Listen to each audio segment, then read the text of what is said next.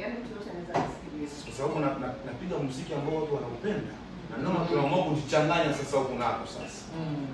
Kuna collab ambayo inakuja na wasanii wa muziki labda wa collab zinakuja. Singeli, Bongo Flava. Tunapoelekea sasa kwa sababu sina utambulisho muziki wetu wa dance wa Mungu kabisa.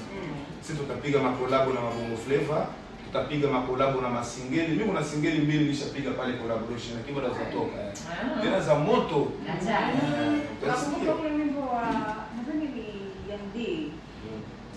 Nilimsikia ile kitoko lolo kuku. Nilimwona yule. Dada huyu. So dada anaolewa. Shatolewa. Alitia mambo yake pale. Vionjo. Na ilikuwa nzuri sana. Sana. Inakuwa hivyo mara nyingi kichanga Bongo Flava na Bolingo wakifanya mixer unakuwa kitu kinapatikana vizuri sana. Amazing. Lakini pia ndugu zetu tusikuwe tumbali. Sote ni ma-artist. Maisha yetu wote ni ya muziki. Na tunategemeana. Sababu mimi pia nilimuona Kabula mle na ni msanii wa kuigiza. Ina maana sisi tunategemeana, tukishirikiana tutafanya kitu kizuri. Kabisa. Kwenye kutenda, kwenye kusupport, kusambaza. Yes. Lakini bwana tuko na Lupimo Sanitarium Clinic ambao wana habari njema kwa wanawake, wanaume na watu wote ambao wanajali afya zao. Unajua wanawake wengi wamekuwa na shida ya matatizo ya hedhi.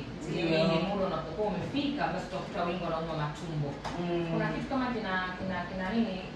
Mzee Gita kidogo tufanye vitu. Kuna kitu bado kinaingiliana. Tracer. Sio simu. Tracer jamani. Unanitoa. Nahangaika. Kwa hiyo kwa wale wanawake wenzangu ambao wanasumbuliwa na hedhi, mimi naweza nikasema sasa hivi